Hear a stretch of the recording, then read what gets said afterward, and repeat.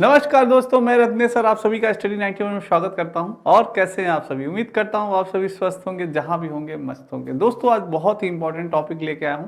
जैसा कि आप जानते हैं दोस्तों कि आज के टॉपिक का नाम है जैविक अंतःक्रियाएं। दोस्तों आज हम पढ़ेंगे दोस्तों सहजीविता क्या होती है, सहभोगिता क्या होती है, और भी दोस्तों कई टॉपिक्स हैं जिनके बारे में चर्चा होगी। बहुत ही इंपॉर्टेंट टॉपिक है दोस्तों, इसलिए इस सेशन को दोस्तों ज़्यादा से ज़्यादा एक बार शेयर कर दीजिएगा और एक बार लाइक कर दीजिएगा दोस्तों। तो आइए स्टार्ट करते हैं अपना सेशन। बहुत ही इंपॉर्टेंट सेशन है दोस्तों मेरे सारे बच्चे।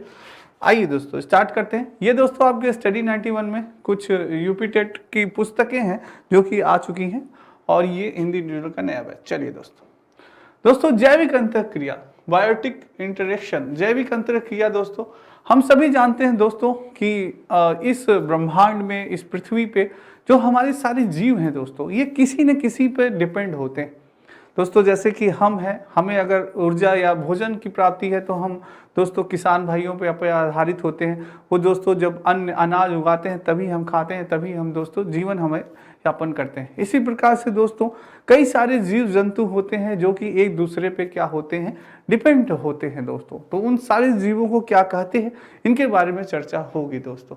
जैविक समुदाय के मध्य परस्पर निर्भरता, आदान प्रदान एक प्रकार के संबंधों की अभिव्यक्ति है जिसे पारिस्थितिकी अनुक्रिया अथवा जैविक अंतःक्रिया भी कहते हैं। दोस्तों जो हमारी जैविक समुदाय है, जो जीव जंतु हैं, सारे लोग हैं, उनके मध्य परस्पर निर्भरता होती है। वो एक दूसरे पे क्या होते हैं, निर्भर होते हैं। और इसी आदान प्रदान एवं प्रकार की प्रक्रिया को, संबंध को अभिव्यक्त करने के लिए पारिस्थितिक अनुक्रिया या उसे जैविक अंतःक्रिया कहते हैं दोस्तों।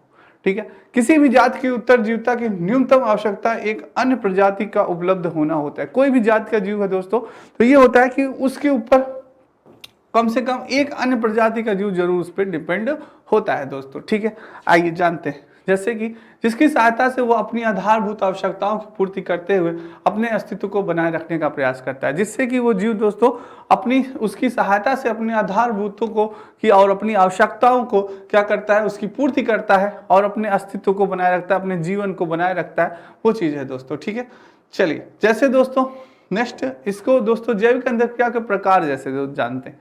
जैसे दोस्तों जैविक अंतःक्रिया के प्रकार की बात करें तो जैसे होता है सहजीविता, उदासीनता, परजीविता, परभक्षण दोस्तों, प्रतिस्पर्धा। और इसी उदासीनता के, सहजीविता के दोस्तों तीन पार्ट होते हैं, सहपकारता, सहपकारता, सहभोजिता या असहभोजिता दोस्तों। तो इन सभी के बारे में थोड़ा सा जानेंगे कि आखिर क्या होती है, सहजीविता क्या होती है, जानेंगे उदासीनता क्या होती है, परजीविता क्या, परभक्षण क्या है, प्रतिस्पर्धा क्या है, और सहपोकारता क्या होती है, सहभोजिता क्या होती है, और सहभोजिता क्या होता है। बहुत ही इंपॉर्टेंट क्लास है दोस्तों, क्योंकि इससे हमारे एग्जाम में हमेशा एक या दो क्वेश्चन जरूर पूछे जाते हैं दोस्तों। आइए जानते हैं, जैसे अभी आप पढ़ेंगे तो आपको क्लियर होगा। सहपकारता दोस्तों, जिसे कि इंग्लिश में क्या कहते हैं, म्यूचुअलिज्म कहा जाता है दोस्तों। क्या कहा जाता है, म्यूचुअलिज्म कहा जाता है। इस पारस्परिक क्रिया में दोनों जातियों को लाभ होता है। इसमें क्या होता है दोस्तों, दोनों जातियां यानी दोनों जीवों को क्या होगा, लाभ होगा, तथा यह दो भिन्न जीवों की सहजीवन है। दो भिन्न जीवों का सहजीवन होता है जिनमें निकट साहचर्य यानी एसोसिएट पाया जाता है, और इसमें संलग्न जीव सहजीवी कहलाता है। जो इसमें संलग्न जीव होता है वो क्या कहलाता है दोस्तों, सहजीवी कहलाता है, यानी इसे सहपकारता या आप सहजीवी भी कह सकते हैं दोस्तों। हाँ, जिसमें कि दोनों को लाभ हो, क्या हो, जिसमें दोनों जातियों को लाभ हो, दोनों उसको लाभ हो दोस्तों जीवों को। जैसे कि कवक और प्रकाश संश्लेषी शैवाल, जैसे कि दोस्तों क्या होता है, कवक और प्रकाश संश्लेषी शैवाल होता है, इसे कि साइनोबैक्टीरिया भी कहा जाता है दोस्तों, के बीच घनिष्ठ सहपकारता या संबंध का उदाहरण होता है, जो कि लाइकेन में भी देखा जा सकता है दोस्तों। इसी प्रकार जो कवक होते हैं, फंगिस, जो जिसे कवक आपने देखा होगा, जो फंगिस कहा जाता है, जिसे एक उच्च कोटि के पादप की जड़ों के बीच में कवक मूल साहचर पाया जाता है। उसी में दोस्तों जड़ों में क्या पाया जाता है, उसमें कवक मूल पाया जाता है, वो उस पर डिपेंड होता है। कवक मृदा से पोषक तत्वों का अवशोषण करते हैं और पादपों की सहायता से करते हैं, जबकि बदले में पादप कवक के खाद्य पदार्थ उपलब्ध कराते हैं। जो कवक होते हैं दोस्तों वो क्या करते हैं, जो मिट्टी होती है उससे पोषक तत्वों का अवशोषण करते हैं। जो कवक क्या होते हैं, मिट्टी से पोषक तत्वों का अवशोषण करते हैं। और जो पादप होते हैं पादपों की सहायता से करते हैं। वो किससे करते हैं, अपने पादपों की सहायता से करते हैं, जबकि बदले में जो पादप होते हैं दोस्तों वो कवकों के खाद्य पदार्थ उपलब्ध करते हैं। किसका, कवकों का क्या करते हैं, खाद्य पदार्थ उपलब्ध करते हैं। यहाँ दोस्तों पादप भी उसकी सहायता कर रहा है और पादप की सहायता कवक भी कर रहा है। दोनों यानी कि एक दूसरे के क्या करते हैं, सहायक होते हैं यानी इसमें दोनों जीवों को लाभ हो रहा है, दोनों को लाभ हो रहा है दोस्तों। तो ये क्या कहलाता है, ये सहजीविता कहलाता है, जब दोनों लोगों को लाभ होता है दोस्तों। ठीक है, जैसे दोस्तों ये दीमक तथा दीमकों की आंत में पाए जाने वाले फ्लेजेट जीवाणु भी घनिष्ठ सहजीवी साझर के उदाहरक है। दोस्तों आपने देखा होगा जो दीमक होते हैं वो दोस्तों खाते हैं दीमक, क्योंकि जो फ्लेजेट जीवाणु होते हैं दीमक द्वारा खाई गई लकड़ी के सेल्यूलोज शर्करा में परिवर्तित कर स्वयं को तथा दीमक को पोषण प्रदान करते हैं।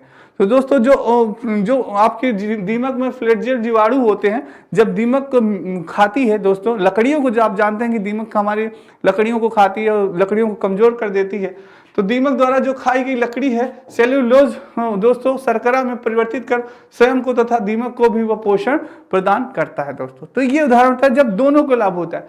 जैसे दोस्तों आप देखे होंगे और भी उदाहरण है, जैसे दोस्तों समुद्री एनीमोन दोस्तों, सी एनिमल्स दोस्तों, तथा हर्मिट केकड़े। तो समुद्री एनीमोन दोस्तों जो होता है और हर्मिट केकड़े होते हैं के संदर्भ में केकड़ा एनीमोनों की गतिशीलता तथा परिवहन की सुविधा उपलब्ध कराता है तथा एनीमोन केकड़े के सुरक्षा कवच प्रदान करता है। जैसे दोस्तों आपने देखा होगा ये दोस्तों ये एक केकड़ा है, ये क्या है दोस्तों, केकड़ा है, क्या है ये केकड़ा है, और ये है आपका समुद्रो एनीमोन दोस्तों, क्या है यह एनीमोन है दोस्तों। ये इसके ऊपर बैठ गया, ये इसके ऊपर बैठ गया तो क्या हुआ, केकड़ा भाई जहां चल रहे हैं वो आनंद ले रहा है दोस्तों परिवहन का, यानी बिना टिकट के यात्रा हो रही है। हाँ, बिना टिकट की यात्रा कर रहे हैं भाई साहब, ये बिना उसमें हो रहे हैं, इनको ये लाभ प्राप्त हो रहा है। दूसरा, अब केकड़े को किस प्रकार से लाभ हो रहा है, केकड़े को दोस्तों जब ये इसके ऊपर बैठ जाता है तो ये विचित्र जीव लगता है, एक अजीब प्रकार का जीव लगने लगता है, तो लोग समझ ही नहीं पाते भाई केकड़ा है कि कुछ और है।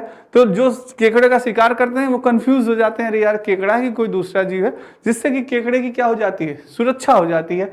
तो हर्मिट क्रैब के मध्य यह सब काटता हो जाती है दोस्तों, दोनों को लाभ हो जाता है। किसको लाभ हो जाता है, दोनों को। और दोस्तों हम देखे होंगे गाँव में दोस्तों गाय या भैंस आपने देखा होगा, आप सभी यानी कि जो किसान भाई या जो मेरे स्टूडेंट्स गांव से संबंधित होंगे, गांव से जुड़े होंगे, बड़े सरल भाषा में आपको समझाऊं दोस्तों। आपने देखा होगा भैंस उस पे कभी आपने देखा कुछ चिड़िया होती हैं या बकुला होता है, आसानी से बैठ जाते हैं और चलते भी रहते हैं, और भैंस के जो दोस्तों कीट होते हैं, जो जू होते हैं और भी जो सारी चीजें होती हैं, उनको बढ़िया सेवन करते हैं, वो खाते हैं आराम से मजे से। तो वो क्या होता है दोस्तों, वह सहजीविता कहलाता है, क्योंकि जिसमें दोनों जीवों को फायदा हो रहा है। क्योंकि भैंस को बढ़िया उसकी सफाई हो जा रही है, जू निकल जा रहा है, और बकुला साहब का और भी जो चिड़िया होती हैं दोस्तों वो भी खाती हैं, तो उनका भी पेट भर जा रहा है, यानी इससे दोनों जीवों को लाभ हो रहा है। वो क्या कहलाता है, सहजीविता कहलाता है। क्या कहलाता है दोस्तों, सहजीविता कहलाता है या सहजीवी कहलाता है। याद रखिएगा, यह हमेशा क्वेश्चन पूछा जाता है, जब दोनों जीव एक दूसरे परस्पर संबंधित होते हैं या परस्पर लाभ होता है तो वो कौन से जीव कहलाते हैं, सहजीवी कहलाते हैं। क्या कहलाते हैं, सहजीवी कहलाते हैं। और भी मैंने कई उदाहरण आपको दिए जो कि आपके एग्जाम में आ सकते हैं दोस्तों, ठीक है, जैसे समुद्री एनीमोन तथा हर्मिट क्रैब। ठीक है, नेक्स्ट है दोस्तों सबभोजिता, कॉमन सेलिज्म इसको कहा जाता है दोस्तों, सबभोजिता। इसके बारे में जानते हैं दोस्तों। सबभोजिता क्या होता है कि दो जातियों के मध्य ऐसी अंतरक्रिया, दो जातियों के मध्य ऐसी अंतरक्रिया जिसमें एक जाति लाभान्वित होती है।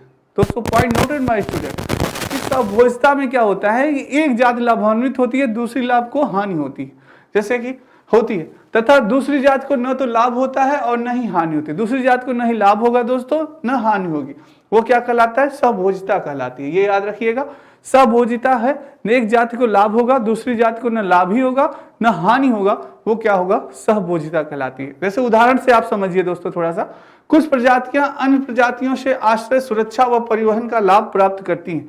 कुछ प्रजातियां ऐसी होती हैं जो कि दोस्तों उन पे आश्रय कर लेती हैं, उनमें निवास करती हैं। कुछ प्रजातियां अपनी सुरक्षा के लिए उन पे डिपेंड हो जाती हैं, परिवहन के लिए बिना टिकट के यात्रा कर रहे हैं, वो चीजें दोस्तों लाभ प्राप्त करते हैं। जैसे आम की शाखा दोस्तों, आपने देखा होगा आम की शाखा पे आधिपत्य एपिथेट के रूप में उगने वाले आर्किड दोस्तों, आपने देखा होगा ना, आम की शाखा पे कभी कभी जो होते हैं आधिपादम एपिटेप जो रूप में उगाते हैं, वो काफी यानी कि आम के दोस्तों वो क्या करते हैं, आम पे तो उगाए, वो उनका लाभ तो हो रहा है, पर धीरे धीरे आम को न हानि हो रही है न लाभ ही हो रहा है। भाई तुम उगो अपना, हाँ एमिटेक जो शाखा देखते होंगे, आप देखते होंगे ना पेड़ के ऊपर पेड़, कभी आपने देखा होगा गाँव में दोस्तों, पेड़ के ऊपर पेड़ आ जाते हैं तो उन्हें भी कोई दिक्कत नहीं है, उन्हें भी कोई दिक्कत नहीं है, ठीक है भैया तुम्हें लाभ हो रहा है, वो तो बढ़िया, उनसे लाभ प्राप्त कर लिए हैं, उनका सपोर्ट पा गए हैं दोस्तों कि हाँ बढ़िया है उनपे, पर उनको भी कोई हानि नहीं है, उनको कोई लाभ ही है उनसे। तो वो चीज होती है दोस्तों। दूसरी, आर्किड तथा हेल की पीठ को आवास बनाने वाले बार्नोकेल दोस्तों।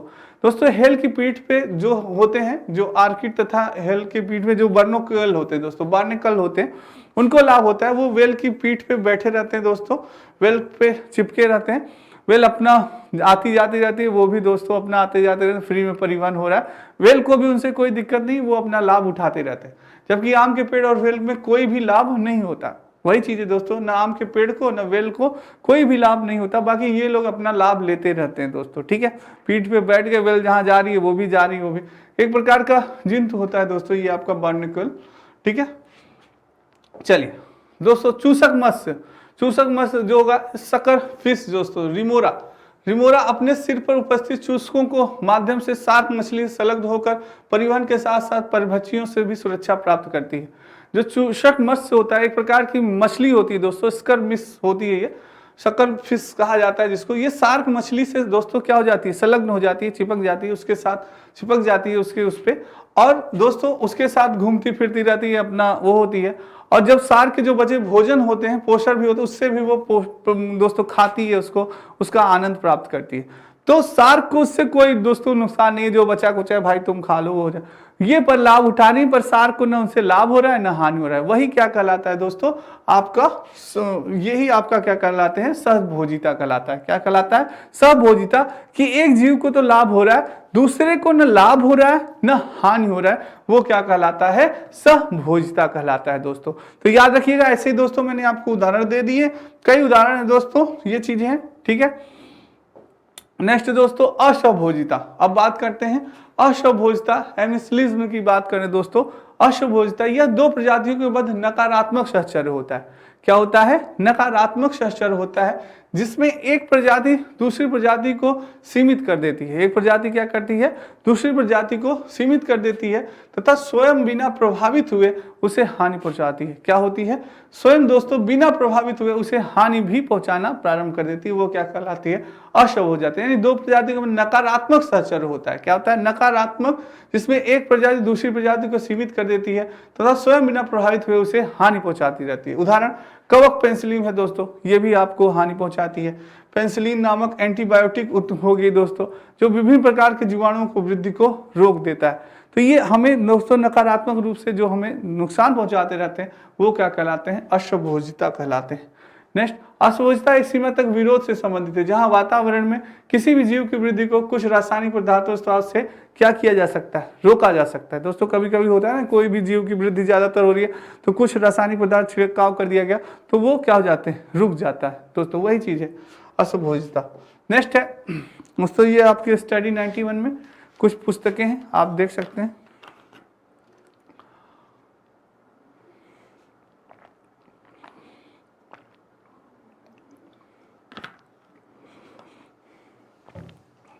चलिए दोस्तों, नेक्स्ट उदासीनता, नेचुरलिज्म। दोस्तों उदासीनता की बात कीजिए तो उदासीनता दो ऐसी प्रजातियों के मध्य का संबंध है जो परस्पर क्रिया तो करती हैं परंतु एक दूसरे से प्रभावित नहीं होती। परस्पर क्रिया करती हैं पर ये दोनों एक दूसरे से प्रभावित नहीं होंगी दोस्तों, वही क्या कहलाती है, उदासीनता कहलाती है। वास्तविक उदासीनता एक सैद्धांतिक अवधारणा है, यह प्रकृति में व्यवहारिक रूप में नगण्य है, प्रकृति में बहुत ही दोस्तों कम पाई जाती है, नगण्य रूप में पाई जाती है ये चीज, ठीक है। नेक्स्ट है परजीवता, पैरासाइटिज्म। दोस्तों परजीवता की बात करें तो वे जीव जो किसी अन्य जीव पर भोजन एवं आवास हेतु निर्भर होते हैं परजीवी कहलाते हैं। ऐसे जीव दोस्तों जो किसी क्या हो, अन्य जीव पर भोजन एवं आवास हेतु निर्भर हो, वो क्या हो, परजीवी कहलाते हैं। इस प्रकार के अन्योन्य क्रिया में ये जीव दूसरे जीव परपोषी से लाभ प्राप्त करते हैं एवं परपोषी के संसाधन हास के कारण बनते हैं। यहाँ एक को लाभ वो दूसरे को क्या होती है, हानि होती है। यहाँ दोस्तों क्या हो रहा है, जो परजीविता हो रही है इसमें क्या होता है कि एक को लाभ होता है और दूसरे को क्या होती है, हानि होती है। जैसे अमर बेल का आम के पेड़ पर उगना। दोस्तों जो अमर बेल होता है आपने देखा होगा, आम का पेड़ आपने देखा होगा दोस्तों, और आम के पेड़ पे अमर बेल उगाती है दोस्तों। क्या होती है, अमर बेल उग जाती है। अमर बेल को तो बहुत फायदा होता है, पर दोस्तों आम का पेड़ धीरे धीरे क्या होता है, जब दोस्तों उचित उसको प्रकाश नहीं मिलता, उचित वो नहीं होता, तो धीरे धीरे वो सूखना प्रारंभ कर देता है। क्योंकि अमर बेल दोस्तों पूरी तरह से उसको क्या कर लेती है, घेर लेती है, पूरी तरह से ढक लेती है। तो आम का पेड़ दोस्तों क्या हो जाता है, वो धीरे धीरे नष्ट होना स्टार्ट हो जाता है। तो इसमें किसको, अमर बेल को फायदा होता है, पर आम के पेड़ दोस्तों फायदा नहीं होता। तो यही चीज है, इसका बहुत ही अच्छा उदाहरण अमर बेल का पेड़ पर उगना। आपसे क्वेश्चन पूछ सकता है कि अमर बेल पर पेड़ का उगना किसका उदाहरण है, परजीविता, सहभोजिता या उसका, तो परजीविता का है दोस्तों, पैरासिटिज्म जिसे कहते हैं, परजीविता। एक को लाभ होगा, दूसरे को हानि होगी, याद रखिएगा, एक को लाभ होगा, दूसरे को हानि होगी, वो क्या होगा, परजीविता होगा दोस्तों। ठीक है, जैसे कि परजीविता में छोटे आकार की जाति, परजीवी बड़े आकार की जाति के अंदर या ऊपर रहकर भोजन व शरण पाते हैं दोस्तों। ये आशयदायक संख्या में वृद्धि, जीवन चक्र व समिष्ट घनत्व को नियंत्रित कर सकते हैं। और जैसे दोस्तों इसके अंतर्गत अमरबेल और मिसलेटो जैसे परजीवी पादप के अन्य पुष्पी पौधों पर जीवन निर्वाह करते हैं दोस्तों। ये भी दोस्तों होता है, मिसलेटो भी इसका उदाहरण है। फीता कृमि है, गोल कृमि, मलेरिया परजीवी, बैक्टीरिया, कवक तथा वायरस जैसे मानव में पाए जाने वाले परजीवी शामिल हैं। यानी दोस्तों आप देखते हैं जो वायरस हैं, जो वो हैं दोस्तों, क्या हमारे अंदर प्रवेश कर जाते हैं। उनका काम तो होता है अपना खाते पीते रहते हैं, अपना पलते रहते हैं, पर वो हमें नुकसान पहुंचाते रहते हैं, हमें वीकनेस करते रहते हैं दोस्तों। हमारी जो इम्यूनिटी पावर होती है वो धीरे धीरे वो क्या करते रहते हैं, कम करते रहते हैं। बीमारी से लड़ने की क्षमता हमारी धीरे धीरे क्या हो जाती है, कम हो जाती है। और उन्हें तो फायदा हो रहा है हमारी बॉडी से, उनको जो जो चाहिए उनकी नीड्स सारी कंप्लीट हो रही है, पर हमें क्या हो रहा है, हमें नुकसान हो रहा है दोस्तों। तो ये चीज है, ये क्या कहलाता है दोस्तों, आपका कहलाता है परजीविता कहलाता है। क्या कहलाता है, परजीविता। ठीक है, नेक्स्ट है दोस्तों, नेक्स्ट आते हैं परभक्षण पे, आते हैं प्रेडेशंस पे। अब बात होती है परभक्षण की दोस्तों, प्रेडेशंस की बात होगी, परभक्षण की बात होती है। जातियों के मध्य ऐसी अन्य क्रिया जिसमें कि एक प्रजाति के जीव द्वारा किसी अन्य प्रजाति के जीव को मारना तथा भोजन कर समाप्त कर देना परभक्षण यानी प्रेडेशन कहलाता है दोस्तों। इसमें परभक्षण यानी एक जाति का जीव दूसरे जाति के जीव का क्या करता है, परभक्षण करता है, सेवन करता है। इसमें दोनों जातियों को हानि होती है दोस्तों, यानी दोनों की मृत्यु हो रही है, दोनों की दोस्तों हानि होती है, तो ये परभक्षण कहलाता है। वह जाति जो दूसरी जाति को खाती है परभक्षी कहलाती है, तथा जिसका भक्षण होता है वो भक्ष्य कहलाता है। जो दूसरी जाति को खाती है वो क्या कहते हैं, परभक्षी कहलाती है, क्योंकि वो दूसरों उसको खाएगा, वो उसको खाएगा, दूसरी जाति को खाएगा।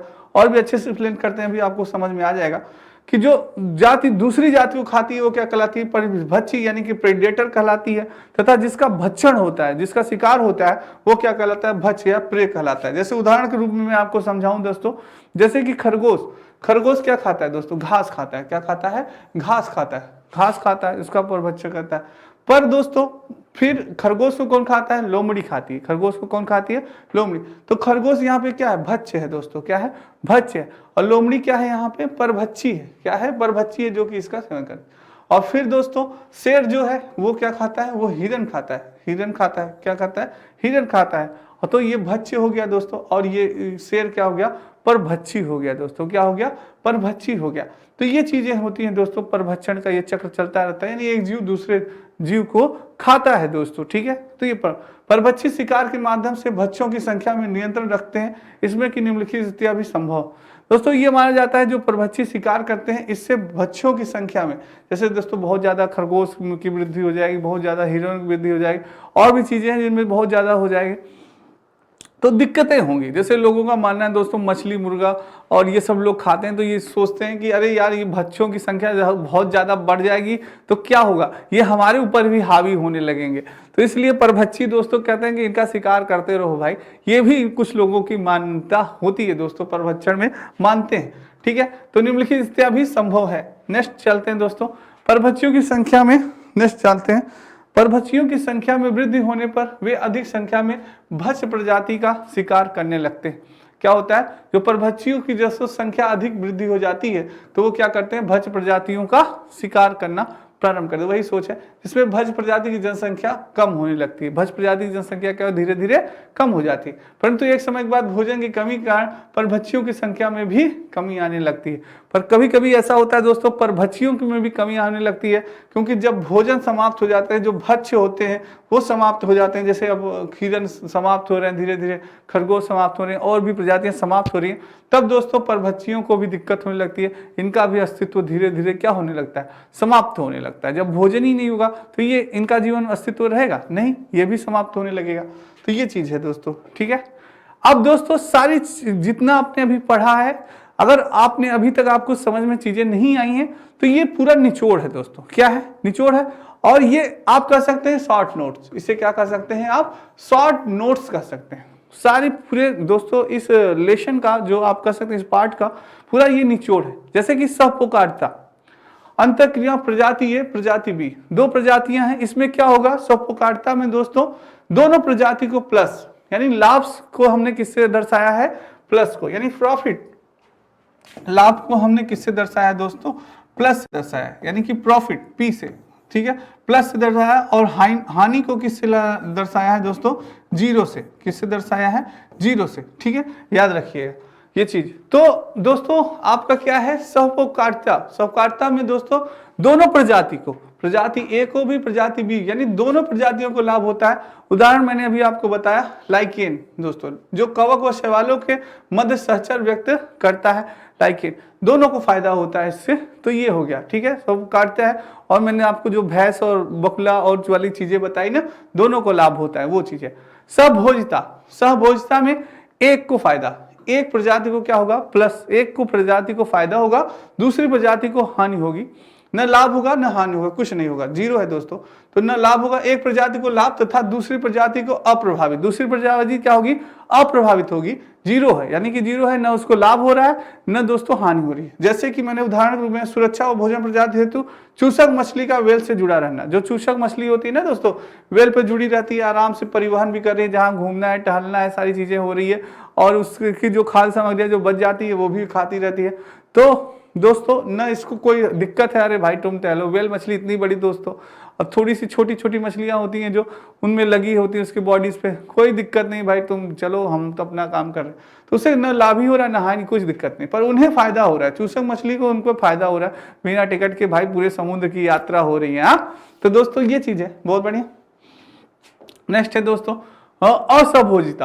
असभोजिता की बात करें तो एक प्रजाति को इसमें हानि होती है दोस्तों, और एक को क्या होगी? लाभ, यानी एक प्रजाति को हानि परंतु दूसरी प्रजाति अप्रभावित होती है, न उसे लाभ ही हो रहा है न उससे हानि हो रही है। उदाहरण के लिए पेंसिलियम कवक और बैक्टीरिया जो होते हैं दोस्तों, वो तो एक प्रजाति को हानि होती है परंतु दूसरी प्रजाति दोस्तों अप्रभावित होती है।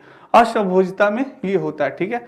उदासीनता, उदासीनता में दोस्तों दोनों लोगों को, दोनों प्रजातियों को एक दूसरे पर कोई प्रभाव नहीं पड़ता, न हानि होता है न लाभ होता है। यानी कि उदासीनता में ऐसी प्रजाति होती है जो दोनों प्रजातियां हैं दोस्तों, न उन्हें लाभ हो रहा है न हानि हो रहा है। ये बहुत इंपॉर्टेंट है, ये नोट्स बहुत इंपॉर्टेंट है, शॉर्ट नोट्स है, मैंने आपके लिए बनाया है, बहुत ही मेहनत लगी है दोस्तों इसमें बनाने में। तो इसको दोस्तों आप याद कर लीजिएगा, तब आपके दिमाग में सारी चीजें बैठ जाएंगी जो कि हमारे क्वेश्चन में पूछा जाता है। असभोजिता क्या होता है, उदासीनता होता है, कि भाई क्वेश्चन दे देगा कि जिस यानी कि कौन क्या कहेंगे, एक प्रजाति को हानि हो रही है परंतु दूसरी प्रजाति अप्रभावित होती है, वह क्या कहलाती है? तो वो क्या कहलाती है?